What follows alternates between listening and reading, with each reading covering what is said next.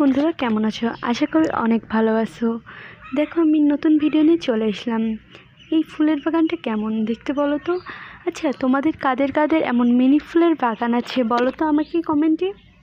Please তাড়াতাড়ি comment করো এবং ট্রাই করবো নতুন নতুন ভিডিও শেয়ার করতে। সো কেমন লাগলো এই ভিডিওটি প্লিজ কমেন্টে বলো।